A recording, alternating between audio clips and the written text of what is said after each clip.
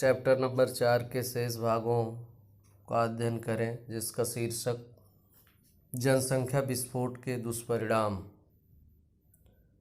दिन प्रतिदिन बढ़ती जनसंख्या एक विकराल रूप धारण करती जा रही है। जनसंख्या वृद्धि के परिणाम स्वरूप निम्न समस्याएं उत्पन्न हो रही हैं। नंबर 1, खाद्य आपूर्ति।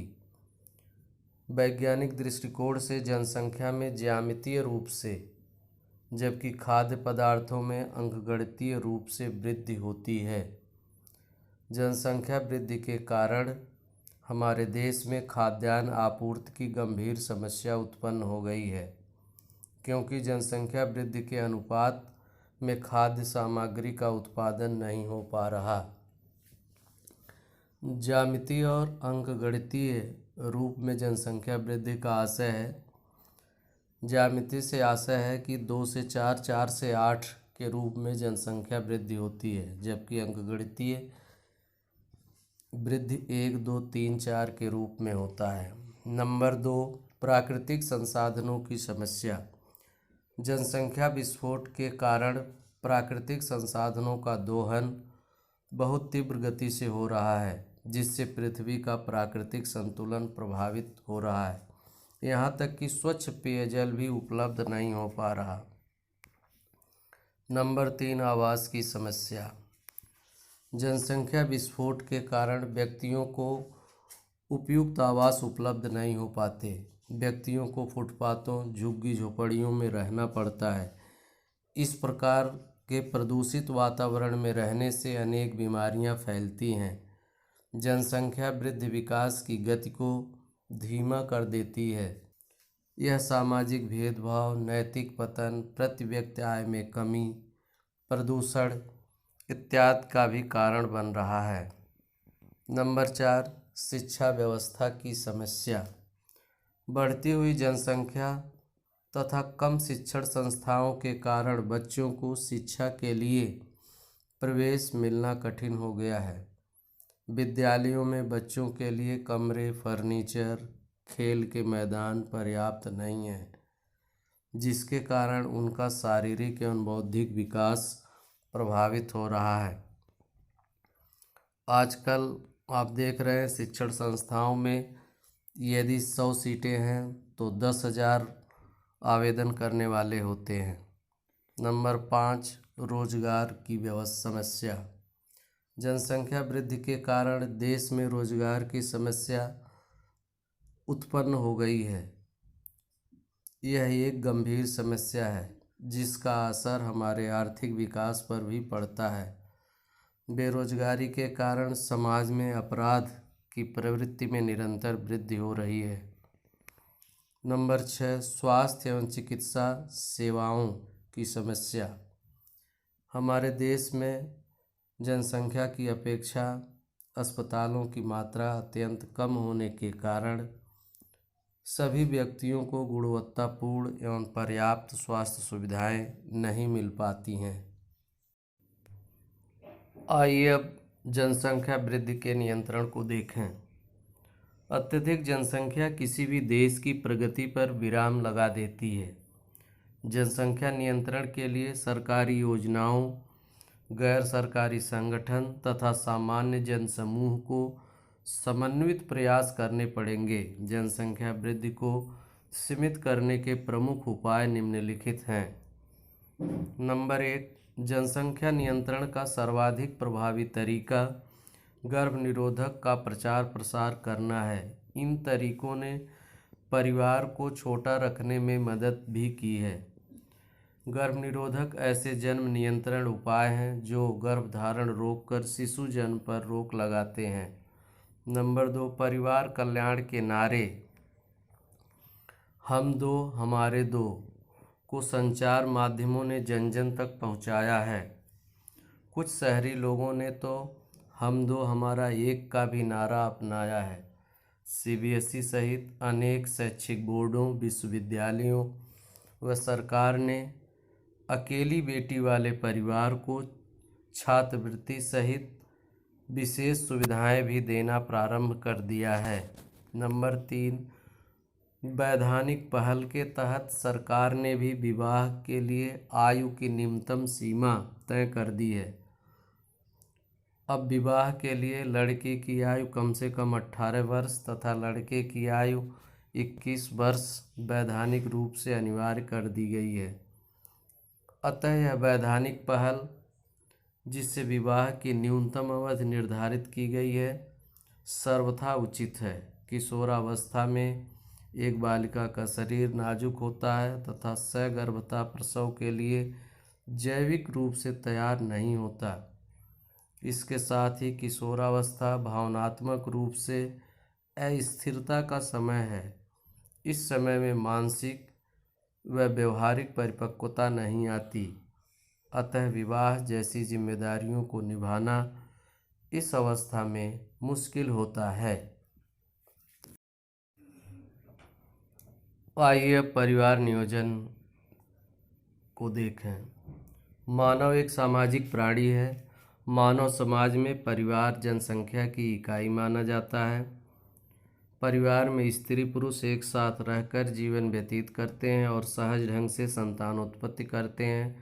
मानव जनसंख्या परिवारों की कुल संख्या तथा प्रत्येक परिवार में सदस्यों की संख्या पर निर्भर करती है। मानव जनसंख्या की वृद्धि दर कम करने अर्थात नियंत्रित करने के लिए परिवार में संतानोत्पत्ति की दर को कम या नियंत्रित करना ही परिवार नियोजन कहलाता है। यह प्रत्येक परिवार में व्यक्तिगत स्तर पर होता है। परिवार नियोजन की आवश्यकताओं को हम निम्नलिखित 2 बिंदुओं से समझ सकते हैं। नंबर 1, पालन पोषण पर प्रभाव। प्रत्येक व्यक्ति का व्यक्तित्व उस उपार्जित लक्षणों का योग होता है। व्यक्तित्व का विकास उसके पालन पोषण एवं पर्यावरण पर निर्भर करता है। इसलिए बड़े परिवारों में बच्चों के व्यक्तित्व का पूर्ण विकास नहीं हो पाता। नंबर 2, छोटा परिवार सुखी परिवार। छोटे परिवार में माता पिता अपने बच्चों के लिए उचित भोजन, आवास, स्वास्थ्य, शिक्षा इत्यादि मूलभूत आवश्यकताओं की पूर्ति सुगमता से कर लेते हैं। माता पिता की चिंता कम होने के कारण परिवार सुखी रहता है। इसी क्रम में भारत सरकार ने हम दो हमारे दो का नारा दिया है। आइए अब परिवार नियोजन की विधियों को देखें। जनसंख्या को सीमित रखने के लिए निम्न प्रकार के परिवार नियोजन के उपायों का प्रयोग किया जाता है। भारत जैसे विकासशील देश में इसके लिए परिवार नियोजन केंद्र बनाए गए हैं। इन केंद्रों के द्वारा लोगों को परिवार नियोजन की विधियों एवं उनकी आवश्यकताओं के प्रति जागरूक किया जाता है। इन विधियों या युक्तियों के द्वारा संतानों की उत्पत्ति को नियंत्रित करना संतति नियंत्रण कहलाता है। परिवार नियोजन हेतु गर्भ निरोधक युक्तियों का प्रयोग जन्म दर कम करने का अच्छा एवं आसान उपाय है। एक आदर्श गर्भ निरोधक युक्ति में निम्नलिखित गुण होने चाहिए। नंबर 1, यह गर्भ निरोधक आसानी से उपलब्ध होना चाहिए। नंबर 2, ये मुफ्त अथवा बहुत कम मूल्य पर मिलना चाहिए। नंबर 3, ये प्रभावी होना चाहिए। नंबर 4, इनका कोई दुष्प्रभाव नहीं होना चाहिए। नंबर 5, इनके उपयोग से व्यक्ति की कामेच्छा एवं मैथुन क्रिया पर कोई नकारात्मक प्रभाव नहीं पड़ना चाहिए। परिवार नियोजन के लिए उपयोग की जाने वाली विधियों को हम निम्न शीर्षकों के अंतर्गत रख सकते हैं। आइए अब परिवार नियोजन को नियंत्रित करने की विधियों का अध्ययन करें। पहली विधि, प्राकृतिक विधि। इस प्रकार की विधि के द्वारा शुक्राणु को अंडाणु के संपर्क में आने से रोका जाता है, जिससे निषेचन नहीं हो पाता। इसके अंतर्गत निम्न विधियां सम्मिलित की गई हैं। नंबर 1, संभोग व्यवधान। नंबर 2, नंबर 3, आवर्ती विधि। ये प्राकृतिक विधियों जो नाम लिया गया है आपकी स्क्रीन पे, इसे पॉज करके डिटेल पढ़ेंगे। आइए अब परिवार नियोजन को नियंत्रित करने की रासायनिक विधियों को देखें। इसके अंतर्गत नंबर 1 शुक्राणुनाशी क्रीम या जेली का उपयोग। नंबर 2 मुखीय गोलियों का प्रयोग। नंबर 3 अंतर्रोपण अथवा निक्षेपण का प्रयोग। ये विधियां उपयोग करके फैमिली प्लानिंग को नियंत्रित किया जा सकता है। इसे आप डिटेल में पढ़ेंगे।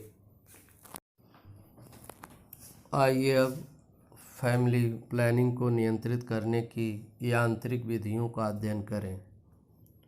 कुछ सामान्य यांत्रिक विधियां निम्नलिखित हैं। नंबर 1 निरोध का इस्तेमाल।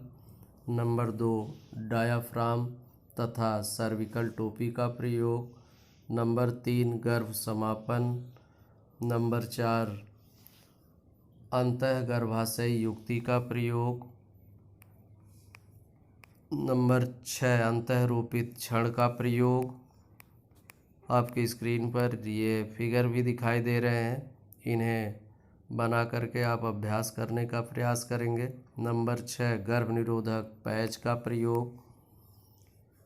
अगली विधि है शल्य क्रिया द्वारा फैमिली प्लानिंग की विधियाँ। ये विधियाँ सबसे महत्वपूर्ण हैं और स्थायी हैं। इस प्रकार की विधियों में जनन वाहिनियों को किसी स्थान पर काटकर या बांधकर जनदों से निकलने वाले युग्मकों के मार्ग को अवरुद्ध कर देते हैं। जनदों से आशय है जननांगों से। ये जनन क्षमता को स्थायी रूप से रोकने की सर्वाधिक सफल विधियां हैं। ये सामान्यतः 2 प्रकार की हो सकती हैं। नंबर 1 महिला नसबंदी। नंबर 2 पुरुष नसबंदी। इनसे संबंधित ये फिगर आपकी स्क्रीन पर दिखाया जा रहा है कि किस पार्ट को काटकर बांधा जाता है। इसे भी बार बार फिगर बनाकर अध्ययन करेंगे। इस तरह से ये फैमिली प्लानिंग को नियंत्रित करने वाली विधियां पूर्ण हो गई। इसे आप डिटेल में पढ़ेंगे। इस लेक्चर में यहीं तक है। धन्यवाद।